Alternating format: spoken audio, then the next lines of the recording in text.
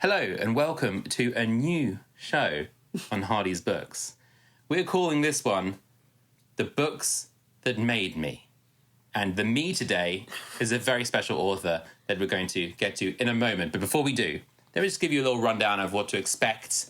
Basically, we've listened to Radio 4, we listened to Desert Island Discs. We thought we could do that for books, but don't sue us. Please don't sue us. Please don't sue us. So we prepared a series of questions to present to our author friend, who we're going to introduce in a moment. Basically, getting into what made them interested in writing and what inspires them about books. And today we have a fantastic special guest we'd like to introduce onto the show, the one and only Andrew Watson. Thank you very much. Author of Harbinger of Justice, author of Silence is Silver, which just came out as of the time of recording last week, a little novella set in the same world. Which we only have on ebook, and we don't have a physical copy to hold up. But if you like your ebooks, it's free. So go and download it right now. Well, no, at the end of the video. Yes. Watch the video first. Yeah, watch the video first, and then, anyway... And subscribe, and then go download. There's an order of things. Andrew, it is such a joy to have you on today. Thank you so much for coming on. How are you doing? How's your day been? I'm doing good, thank you. And thank you very much for inviting me on. I'm looking forward to this. It's such a cool idea for a show. Very unique and original. I love it. Andrew is being very polite, as if we don't spend like most of every single day being trolls on his Discord server. Oh, completely. And if you like some of that trolling, join us on the Discord and you can observe it. Where he's constantly threatening to ban me. And look, things just get political sometimes, you know. Ross called me out today because I put up a question about this. And you were like, is this to do with our chat tonight? I was like, maybe. Shh. So, yes, our lovely esteemed author friend, I'd like to call him. Yeah. Yeah. Andrew, you've been writing for a while now, but your first book you released last year, Harbinger of Justice. Let me just put it up again. So when did you start getting into writing, and what was the kind of the impetus that made you think, I want to pick up this book, pick up the pen? And in fact, if it relates to your first book, then feel free to sneakily segue into it. Well, yeah, it started way younger than that. It was probably when I was a kid in primary school. We had this sort of creative writing, in the afternoons. I think it was usually on a Tuesday. I don't know why I remember that, but I do. And it's those kind of got the start. Make you a good author. It was a Tuesday morning. Rain battered against the window. And basically we got the start of a story and we had to finish it. And those were like my favorite things to do in school. So I think it was like the end of primary. I was like, I want to be an author. It was just something I really enjoyed. And then right at the end, I wrote a story about a tsunami. Ooh. And it was to do with like natural disasters. And it was these two friends that were running through the city. And I think at the end, one of them got swept away. It was a pretty dark story for a primary school kid now that I think about it. You're slightly younger than us. Was this around like the 2000... What year was 2006. The 2006 Boxing Day tsunami? Now I need to work out what age I am in primary 7. Probably. Yeah. Probably. Maybe. Yeah. Yeah. Must have been. Yeah. Primary 7. I don't know what that would have been year 6. Yeah. Yeah. Okay. Yeah. There you go. Yeah. Sorry, translating. I always need to translate it to like American as well. It's confusing. Something. Yeah. Who so knows? it's around like 10, 11. Yeah. Yeah. I think it must have been. Yeah. It must be around then. Yeah. Well, so starting very dark. Young. I was getting prepared for Hob early. Yeah, exactly. Yeah. Well, we'll get to her later. Oof. But working, so that was sort of as from your kind of young start at writing, and then did you continue that through your teenage years, or was that something that you kind of came back to in adulthood? What was your kind of writing career like? Yeah, so I kind of stepped back from writing in high school. I did a wee bit in like the first year of high school, but then after that, I really fell in love with doing music. So that was kind of my creative outlet throughout high school. And even in university, I was still playing music and not really writing. But I always had it in my back of my head that I'd go back and write something. And then it was the year that shall not be named. It was 2020 that I decided I just finished. In fact, I think it was I think I was still working on my honours project and I had like a month left.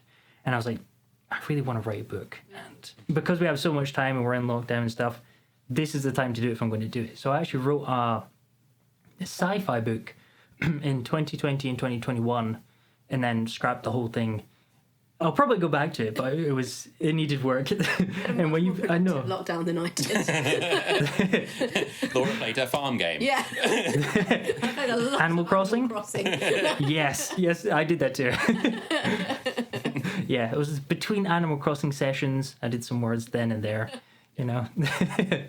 And then I think I wrote it for 2 years actually. I think it was 2022 I put it down. And then I thought, now that I've done it, there is like a mental hurdle. I think Michael R. Fletcher really talked about this, where once you've written your first book, there is this, I can do that. That's a possibility. And then once you've written that first book, it's like, right, I can do this again. So I went back to scratch. One of my issues with the sci-fi book was I just flew into it and wrote it. I forget what the phrasing is. Pantsed it? Yeah.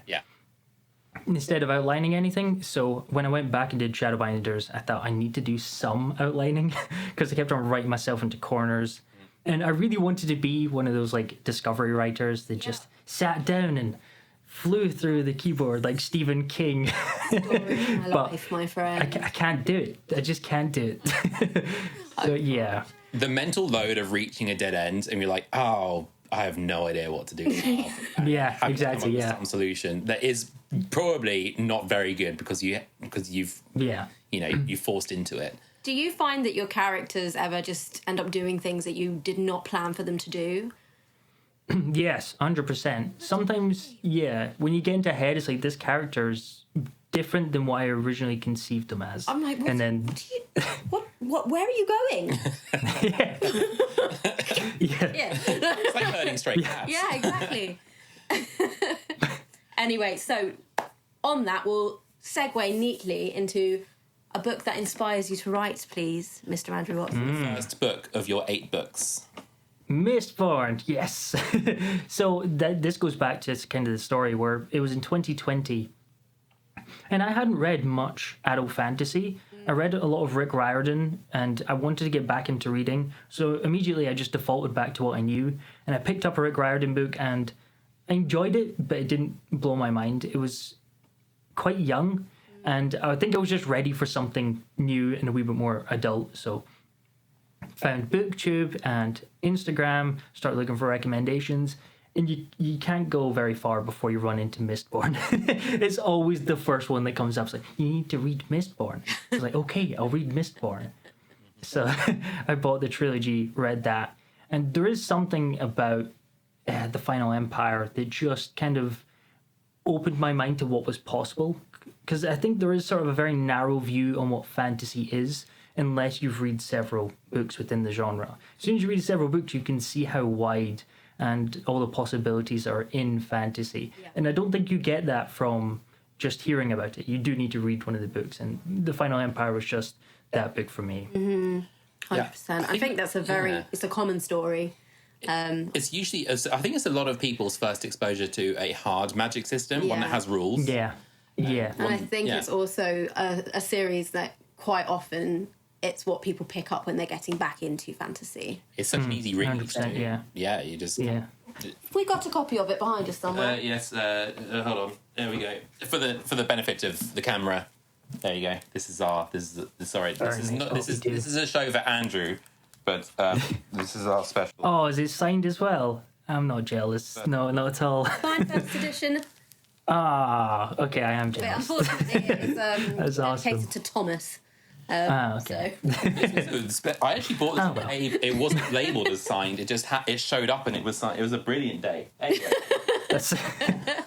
Anyway, we have a show. But that's a great first choice. I think it's a brilliant book, brilliant series. But you can only have the first one. Are you content with just the first one? You know, reach that end. You're not on your desert island. You're not going to be like, oh man, I really wish I knew something more about a well now. You know? No, I'm sticking with the first one. I think there is something really special about the first one and just getting introduced to the world and the characters. The world building in that that first one is It's great. Chef's kiss. beautiful. So good. So moving on from that, for your second pick, you've said a book that you wish you had written. You have said Name of the Wind by Pat Rothfuss. Yeah, 100%. Now, this is a strange case where I don't think it's a perfect story. It's probably not one of my favorite stories, but just the writing craft is so impressive. Yeah. Just the world building, even the character work and the prose. Prose is The gorgeous. prose, I wish I could write like that. It is unreal. I wish I could think like that. I remember when I was writing, I was like, how does he do it? And I'm talking about this character walking to the other side of the room. Now, I need to see how he does this. So I was reading a page and it was to do with like how the light reflected off, the hand that moved. It was so visual, and I'm like, that's genius. It's such beautiful prose. It's the sort of book that I would read and it would make me so depressed that I couldn't write like that I would go, I'm never writing again. yeah. Whereas for you, you're like, I wish I'd written that. I'm going to go and write more. But That's that exercise of reading a book from the perspective of an author. Can you tell us a bit more about that approach? Yeah, so this is something, it's quite funny because even the definition of prose wasn't really something that I completely understood getting into this. I remember watching BookTube and people were talking about, I really like the prose and the writing style. I was like, what does that mean? And it's very difficult to define, and I think it is just something you kind of have to keep reading lots of books. And once you see all the different styles and how different authors handle different things, you start getting a better grasp of language and kind of the different possibilities, and then you can start cherry picking things that you're like, I really like how they did that, really like how they did that.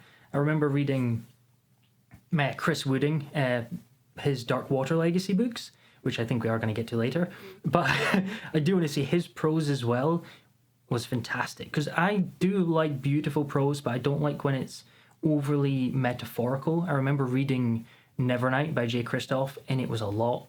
Especially at the start, it was like, this is a lot. Very cool. And yeah, it's just finding that middle ground of beautiful writing, but still not overly metaphorical like that. And I do like Sanderson. I love Sanderson. Again, one of my favorite authors, but his prose is very straightforward, and he does that on purpose. But my preference is probably more Chris Wooding style, where it's just a wee bit prettier. it's a spectrum, isn't it, between being very accessible, like Brandon Sanderson, and being very purple, like J. Kristoff. And you want to find that nice middle ground. I think you have to acknowledge that if you're going to do something quite purple or quite kind of stylistic, that it will piss off some people. Yeah. Yeah, exactly. The more visible as an author on the page, as long as people like you, that's fine. But if you're trying to do something a bit too flowery, people will see that. Although I do get complaints to completely the other side as well. A lot of complaints for Brandon Sanderson's work is his prose is really simple, really straightforward, and I don't really like it. So I do think you'll find people who just don't work wherever you are on the spectrum. So you just kind of have to find what works for you. Yeah, absolutely. And this conversation does quite neatly bring us to your third selection, which is a book that taught you something important about storytelling. So moving on from writing, like the craft of writing, and into the craft of storytelling. And for this one, you've picked Dungeon Crawler Carl by Matt Dinniman. We were all waiting for it. We knew it was going to be on the list. It was going to be there somewhere. Like, we should invite Andrew. I was like, he's going to put Dungeon Crawler Carl on the list. It's like, how many books? We got 8 books. How many books? We've done 6? Okay, so that leaves 2 books. Anyway. I was trying really hard not to pick it from most of the prompts. I was like, no, keep it for that one. Keep it for that one. It's your desert island. If you're just going to pick one book. It's going to be a stack of Dungeon Crawler Carl books. That's all you need. No. Do not sue us. No, not desert Just a reminder, completely different show. Yeah. But yes, a book that taught you something important about storytelling, please, and Dungeon Crawler Carl. Yes. So I kind of had this with music as well, where once you get into the craft of creating as well as enjoying a medium, I do think it becomes very serious. I mean, you're kind of looking at, you're focused really hard on specifics. I was getting into music and I was really focused on mixing and mastering. It was something that I wanted to do in sort of my teenage years that is a very difficult skill to learn, especially online. And so I was trying to get better and better at that. And I watched a Norwegian guy called Frog Leap Studios. It's a channel on YouTube where he does like metal covers. And he did a metal cover of a song and it sounded great. But then in the middle, he had a zipper solo. He just had a zipper and started going to the music. And it was the best thing ever. I was listening to it going, yes. And it just breathed life back into music for me at that point. And I was like, this is great. This is what I want to do. I want to play the zipper. Not quite, but that sort of vein. I was like, I love this sort of creativity and sort of the wild, unbound, do whatever you want type thing. And I do think I had that with writing with Dungeon Crawler Carl. I was writing at the time and I think I was focusing on the sequel at that point. And I was writing it and it's quite heavy and doing these emotional scenes and things. And I'm reading Hob at the same time and it's a lot of heavy stuff. Yeah. And then I read Dungeon Crawler Carl and I was like, this is so much fun. A bit of levity. Yeah, exactly. Some of the horror. You need a bit of both. Yeah. Like when you're, I feel like it's like the challenge of the author is to decide how you want your books to feel, like how you want what emotions you want to evoke in the reader, and like they do sometimes feel like polar opposites. That kind of like I want them to feel really kind of gut punch, like a emotional, like oh my gosh, this is so serious, and then you also want them to laugh and to feel like oh I'm having a great time, and like trying to hold those two in tension and find the balance. I think is a huge challenge, but it's so easy to do this one without doing this one, and then it's also easy to do this one without doing this one. But what you've kind of highlighted there is the need for that balance, right? Bit of push and pull. Yeah. Oh, 100%. Yeah. That's what I really like about Dungeon Crawler Carl. I do joke about being about a talking cat and an alien TV show and such, and I'm like, that sounds great, but it is fantastic even if you look at it from a more serious standpoint. The way, this sort of duality and tone of this horrific thing that's happening to mankind, they're stuck in this dungeon and they're forced to kill each other and try and survive. It's horrific. But because we are seeing it through the lens of these aliens watching this TV show that's meant to be entertaining, it's hilarious. And it's like, why is this funny? Shouldn't be funny. Because you have Carl looking at the counter of humankind's population dropping off every single night. And it's like, that's really messed up, but it's really... But then the next page you're laughing because they're talking about meth llamas and such. And it's just... The contrast is terrific, but the way that he balances it is terrific. Is that a real thing? Meth llamas? Is that a real thing? Yeah, real thing. Book 1, meth llamas. Oh, okay. Highly recommend. The first one, I did not get very far. I'm sorry. It's because his humor is so individualized. I recommend it all the time, but some people are going to jive with it, some aren't. Okay, let's move on to your fourth pick, which is a non-fiction book about writing that you love. Yes. I see you've kind of cheated a bit here. No. Maybe. There's only room for 8 books on the boat, man. Because there is no boat, because this isn't Desert Island. This isn't Desert Island Discs. Sorry. Sorry. Please. Well, my main pick is a stereotypical one on writing Stephen King. That's kind of the go-to that most people say. And I think it's probably because it's the most well-rounded. Yeah. With the writing books, you do get the entertainment because I think the first half, roughly, is an autobiography of sort of Stephen King and his life and mainly his writing career. But there is bits of other parts of his life throughout that as well. And then he talks kind of like this really good overview of writing in the second half. And I think just because it has a bit of everything, has a bit of like the psychology of writing, the consistency, the pacing. He has like actually notes about the craft itself and just bits and bobs about that. And I think it's just a really good well-rounder. So if I'm bringing one, it's on writing Stephen King. Okay, I'm more intrigued by your second one. Yeah, what is this? As a runner as well. Yes. Okay. As a fellow runner. I have it right here. I stuck this in because I am currently reading it, and it feels like a cheat if I included it and I've not finished it. So I want to finish it before I go to the island, and then I'll decide which one I'll take. Andrew, there is no island. Sorry, the boat. Thank you. Okay, the boat. I'll take it on the boat after I've read it. Don't sue us, please. There is no sea, there is no... This is not nautical. This is an entirely non-nautical book list, okay? Okay, right. Right. So, this book. Yeah. Murakami, yes. What? I actually picked this up because before I even read it, just the concept of comparing writing to running is something that I'm a big fan of. I better make sure this is seen on this camera too. Yes, because it has writing and running, I do find a lot of similarities between the two as well. So it's kind of, again, I've not read much of it. I'm just kind of starting it off, but it's a lot more to do with the psychology so far, less about the craft and more about writing and how you think of writing. So I don't want to put words in Murakami's mouth. So, but how I look at writing and running to be very similar, it's a lot to do with, like, one of the hardest things about running is putting your shoes on. 100%. Is getting up and going out. Once you're out, you're having a great time. That's 100%. But yeah, As a runner I actually and a writer, mustering that I up. completely, yes. Yeah.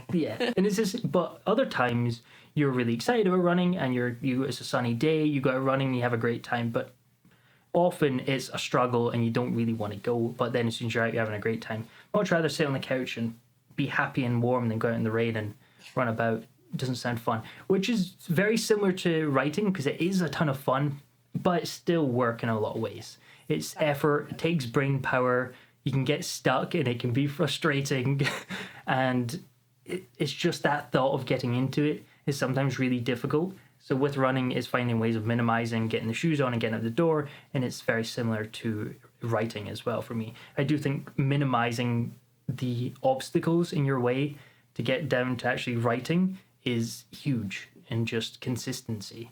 So that's one of the things that I thought before I even heard about this book, and then I heard about it, I was like, Murakami's just put my thoughts into a book. I have to read it. I'm going to go and buy this book as soon as this video's over. Super short too. Uh-huh. It's only 200 pages. We love a short book. So, We do. Bump up the numbers. yeah. Speaking Great of time. books, Silence is Silver, available for free on this website. Short and a great time. Yeah. That's what he said. Sorry. I was going to ask, what's your running distance? What's your favourite distance? 10k. Oh, Usually about same. 10k. Yes. That's kind of what I run. Yeah, same. I'm not about Yeah. longer than 10k. I try to do half marathons and it's just disgusting. I would love to try it. I've not really. I think the furthest I've run is 16k. But the problem is I try and run like at the same pace, and then I think I did it like 3 times and then injured myself. It's horrendous. Don't do it. Yeah. 10k Yeah. is plenty. Yeah, when I'm running, it's quite often problem solving, or I usually run in the mornings, so it's quite good to do it first thing, and then I can kind of plan out roughly. I'm like, okay, where was I when I finished off? I was here, kind of where am I going next? What's kind of the plan? And then just running through the story in my head is definitely a great way. That means when you sit down, you kind of know how you're starting off as well, which is good. Yeah. Okay.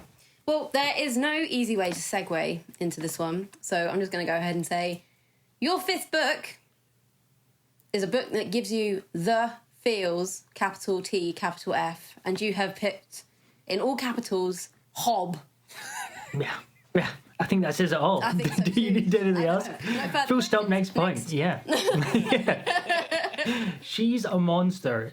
I do make jokes about her being the antagonist of the Farseer trilogy. Yeah, honestly. She seems like such a lovely woman. And you're like, how can you come up with all these dark, horrific things? That said, still to this day, probably my favourite book series of all time.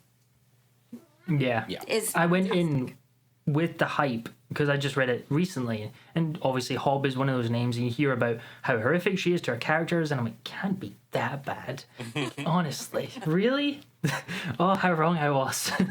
So I went in prepared for it to like not live up to the hype because it is one of these huge series that everybody talks about, and it's just as good as I was hoping. It's such a good series. It's me. Really I'm is. the problem. I was the one hyping it. Yeah. Just yeah. The character work is just impeccable. The writing is so immersive. Again, that's another case where the prose just pulls you into the story, but it's not overly metaphorical or even purple. It's just so clean and so vivid. It's terrific. Do you read it because of the sad or in spite of the sad or a little bit of both? A little bit of both. I like to It sad. has to be a little bit of both. Yeah. Yeah. Anything that can pull that amount of emotion from me from just ink on pages, I'm here for it. Yeah. It's a masterpiece. It's a. Yeah. I know we're supposed to be interviewing you, and here I am gushing about my favourite book, but never mind. I'm here for it. Yeah, I think. Hob tangent. Yeah, it's a masterpiece of character-driven fantasy. The way that she crafts it is just staggering. Just wait till you get to the live ship traders, because I mean, like for the Farseer trilogy, there you got like that's an exploration of sad. You know, you got sad the whole way through. Live ship traders, that's just anxiety. Oh yeah. That's just No, really? Okay. yeah. That's just like, oh, this is all going bad. This is all going wrong. Can you tell that- everything is going wrong? Can you tell that I have depression and Ross has anxiety? Yeah, I'm worried about live ships as well. I've heard some people prefer. Fine. Hello. Is that Fang? It is. Fang has come to join the interview. Fang, he's...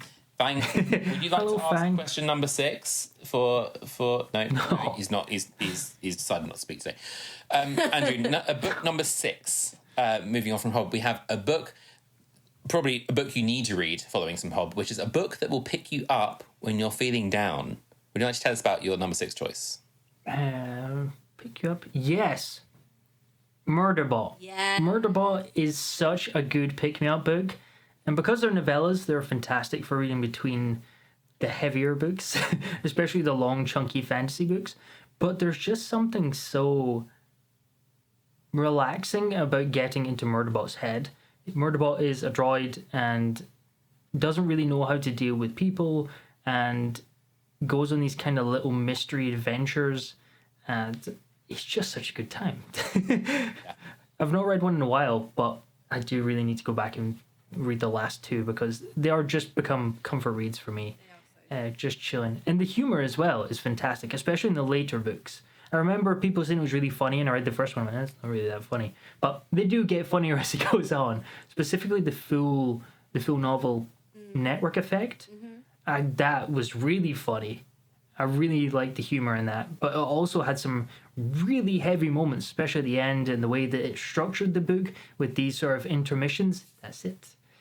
Yeah, it's just going to be signed as well. I swear, you guys have like all the signed copies. Well, that was an anticlimax. You've got all systems red signed, right? Yeah, I've got all systems ready. Although that said, sorry Martha Wells, but your signature, you need to work on your signature, Martha There we Wells. No, yeah. For those who don't know Murderbot Diaries, who hear that name and think like, oh, that sounds dark. Can you summarize in your own words? Wow, it sounded like an English comprehension exercise now. What is Murderbots? Why should we? Yes, so it does sound quite dark, but I will say that Murderbot dubbed itself Murderbot. It's technically called Sec Unit. Yeah. And Sec Unit is this sort of... It does have a personality, but it's meant to be more robot than person. And it is hired out to these people or different parties who are exploring these planets, and it's kind of like a security guard. So a lot of like the draw to the series is the fact that it has to guard these humans, and these humans always do stupid things. And the Sec Unit is like, I'm trying to guard them, but they're idiots and keep on getting themselves killed. So that's kind of where the humor comes in, and it dubs itself Murderbot, and yeah, that's pretty much it. It's such a good time. I always found like these covers just like don't quite give that vibe that kind of says like this is No. fun romp, you know. They're very serious. Yeah, very serious. The other fun thing Although- about Murderbot is that they hacked their own governance modules so that they could watch hundreds of thousands of hours of soap opera. That's it. Yeah. Can't believe I didn't mention that. Yeah. It doesn't want to guard the humans. It just wants to plug into the entertainment feed and watch TV all day. It's great. Same. So, Yeah. I feel it. Yeah. Yeah. I was really pleased. So moving on to book number 7, which is a book from when you were becoming the person you are now. Again, sort of going a little bit kind of deeper into who is Andrew Watson, but this one I was maybe really happy to see, because this is actually this book is also a podcast series which is on one that I sub to. Would you like to tell us a bit about your choice for number 7? Yeah, so a lot of the questions are really heavy, so I felt like I had to throw in a heavy book in there. Jump between Dungeon Crawler Car and Murderball. But this one, a wee bit more serious, is a book called 10% Happier by Dan Harris. Now, it sounds very self-helpy, and in a way it is, but it's more of an autobiography about this guy called Dan Harris, who was a news reporter, and he had a panic attack on air, and it's kind of him going into sort of psychology and trying to find out what caused this. And it's such a high performing, very competitive industry that he was very stressed out, and it kind of gets into his psychology and kind of how he does what he does afterwards. He gets really into Buddhist philosophy, and that sort of was a turning point for me where I got really interested in philosophy, in particular Buddhist philosophy, and it just set me off reading a bunch of other books as well. So it was definitely a key turning point in my psyche personally that I think is really hard to recommend these types of books, because I've only read it once and it was a long time ago, and I don't know if it'll hit other people the same way it hits me, because it is very when you read it. Yeah. So it's a tough one, but I loved it. I had a blast with the book, and I do recommend it, maybe. it's all about... So I've also read this book, and it's about kind of mindfulness and meditation and, putting yourself in the present moment rather than worrying about what's happened and what's going to happen. And Yeah. I know this isn't a philosophy video, but... Why not? Why not? It's a philosophy video now. Move over, Jared Henderson, whatever your name is. But that's a positive message. Like, I don't think anyone can contest that that's a positive message, surely. Exactly. It's a really nice philosophy, and I think it does... I really like how they think and sort of that line of idea. And hello, Fang. Literally just put his tail in front of the actual camera. Anyway, sorry. And even just when I feel like I'm getting really stressed out, sometimes I just pick up a different Buddhist philosophy book, and just getting back in that mindset is just a huge help for me personally. Yeah. Wasn't like the first episode of the podcast of the book like with the Dalai Lama or something ridiculous? Yeah, I think so, yeah. I've not even listened to the podcast. I didn't know that until you said it. I was like, ooh. You should listen. Yeah, It's very good. It's great. I sometimes listen to it while running. Okay. It's a good running Okay. podcast. Yeah, definitely recommend. I'm definitely going to have to download that after this. Goodness sake. We're doing a professional show. Being professional.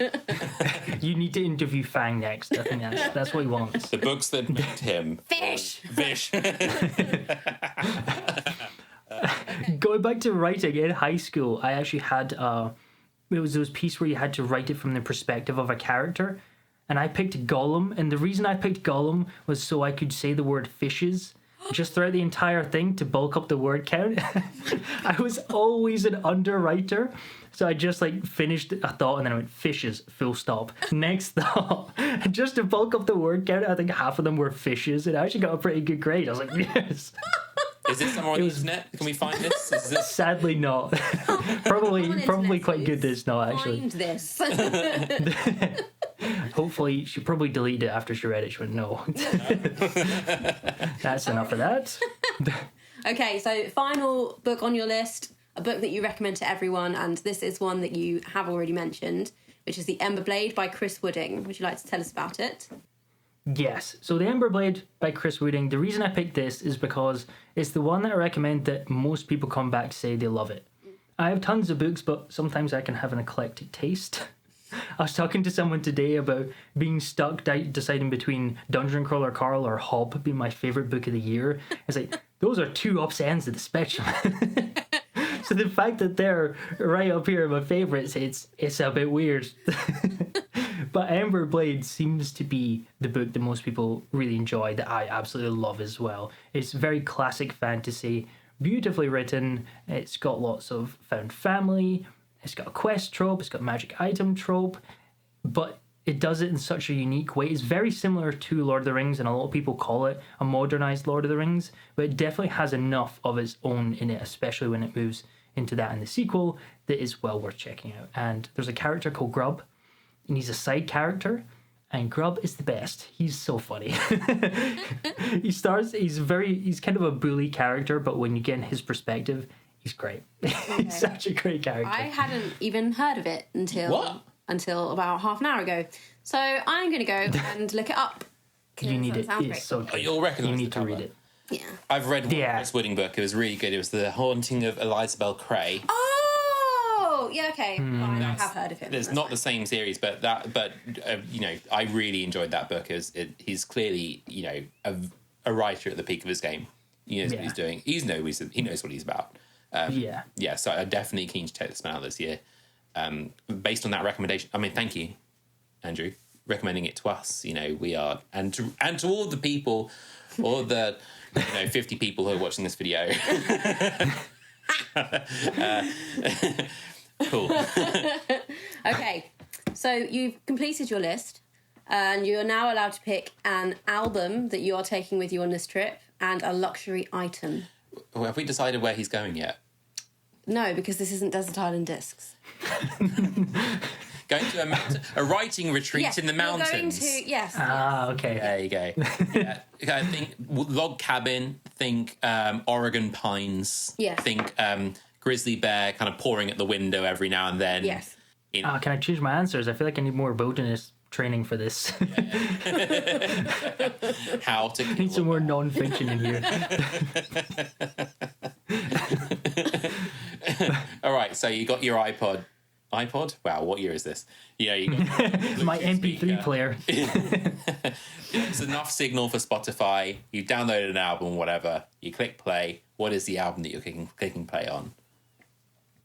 This is a really tough one because I listen to a lot of different kinds of music, and it changes quite a lot. But if it's just one album kind of forever in my little log cabin, I went with The Wicked Symphony by Avantasia, which is this metal orchestra band. Is kind of a project by a guy called Tobias Sammet, who was in I think it was an 80s or 90s metal band called Ed Guy, and then he started doing this side project called Avantasia, where he collects different singers from different bands and gets them to guest on different tracks, and he spends years on these albums, and they're so beautifully composed. And if I'm looking at just taking a step back and looking at things musically, they're some of the best musically composed tracks that I've listened to. So especially that album, that was the album that got me into the band, so I'm kind of biased leaning towards that one, but their new stuff is great too. That sounds amazing. Yeah, I gave it a listen after really cool. So we to peek behind the curtain. We asked Andrew his answers before, so I went and gave it a listen. And I was like, oh man, this slaps. Yeah. This is like It's cool. This is really good working music as well. Like I find that I don't know if you're the same, but I work best when I've got really kind of like Oh yeah. power metal or whatever, like really heavy stuff. Yeah, definitely, yeah. I don't know. It's just great for focus. Weirdly, but also like you can tune in and really hear like the layers of it. So yeah, fantastic, very good choice. And we have one more question, which is your luxury item. And he's going to get really anal right now. Yeah, because Andrew, you've said a Chemex, but you haven't said you haven't added the filter papers. What's going on? This comes in the pack, you know. I'll bring it in a Chemex case of goodies. For those who aren't, who don't know what a Chemex is, who aren't in the coffee world, imagine like. In fact, I'll put a picture up on the screen. Here we go. There it is. It's a glass flute with like a V kind of thing at the top and a wooden collar usually. They're very cool. They're very, very cool. I'd love a Chemex, Very actually. cool. Yeah, they are great. Although I will say, I don't know if you've got a solution for this. Coffee gets cold by the time that I feel like is difficult to keep the heat. Yes. So I kind of cheat. I've got a 2-cup Chemex, so I drink the first one as soon as it's ready. But my brother actually 3D printed a cover, so it retains the heat a wee bit better because it's got that over it. And then I do also sometimes microwave it if it goes too cold, which I'm not a fan of doing, but it's better than drinking cold coffee. I agree. Yeah. We just use a V60. Yeah. Oh, yeah, I do like V60s too. Yeah. But Chemex is cooler. Yeah, Chemex, they just look so I like cool. Chemex. More than anything. They're just I beautiful. like the ritual of making it with a Chemex as well. Yeah. There's a brand, sorry, this is Coffee Nerd, and there's you might have heard of the brand Kinto, which is kind of like, fancy, sort of like V16 and things. But they have like this kind of slow coffee philosophy that I always thought was really interesting. The idea of like actually taking your time, ritualizing making coffee. Making an experience, Well, Andrew, thank you so much for coming on. This has been a delight. Thank you so much for having me. This was a lot of fun. Good. Glad you enjoyed it. Yeah. Well, we've got a big old reading list to go away with here. Yes. I don't know about you, Laura, but I feel like I've definitely picked up a few to put on TV. Definitely, yeah. Excellent, yes. You need to let me know what you think when you do read them. Yeah, for sure. They're so good. I need to read some Dungeon Crawler Carl. Yeah. Yes. So thank you everyone for tuning in. Andrew, we talked about it at the start, but let's hear it one more time. Tell us about where people can find you, what you got out, and What have you got to plug? what have you got to plug? Give us your plugs. I'm on YouTube as well, Andrew Watson. I'm on Instagram at The Fool's Tale. I have a book, Harbinger of Justice, which I don't have a copy of. But Ross does. Thank you. Yes. Which And I also usually have sits in the corner of our frame. You can see it in nearly all our videos. Yeah. Yes. It is. I must say, I do love the cover done by Felix Ortiz. He did such a good job with it. It's beautiful. Such a good Felix job with Ortiz. it. Such a good job with it. Yeah. Can't speak. But yeah. Felix Ortiz is like big name, like he's doing he's like, amazing. binding covers and all those kind of things, like doing Malazan and all that. So I mean, come on, Yes, Malazan stuff is really cool. So you're on YouTube, you've got on Instagram, you've got Harbinger of Justice, and you've now got your novella has recently come out. Silence is Silver. Yeah. And where is that available? You can buy the physical copies pretty much everywhere you can buy books, but you can download the ebook completely for free by signing up for my mailing list, which you can find in the description of most of my videos, on my link tree, and on my website. So And on Narth. wherever. Well, it'll be down there. Okay, thanks. And, Or down in the description. and you also have a Discord server, which Ross and I do. frequent Yes. and generally Terrorized. terrorise. Yeah. Yeah. It's always a good time. So come and find Andrew there. Come and find us there. This has been great. Really enjoyed having you on, Andrew. Well, just to round it up, make sure you like this video if you enjoyed it. Who do you want on? Get down in the comments. Let us know who you would like to hear their top 8 books that they would take with them to a writing retreat in the Oregon mountains or something. Anyway, This is not Desert Island. this is not Desert Island. That should be the title of this series, not Desert Island. That's the thumbnail. Find us on at Hardy's Books on Instagram and give us a follow there, and then head over to hardysbooks.co.uk where you can find one of our range of modern special signed first editions of sci-fi fantasy books that we have for sale. And yeah, catch us in the next one, and we'll see you soon. Bye. Cool. Okay, cool. All right. Okay. Superb.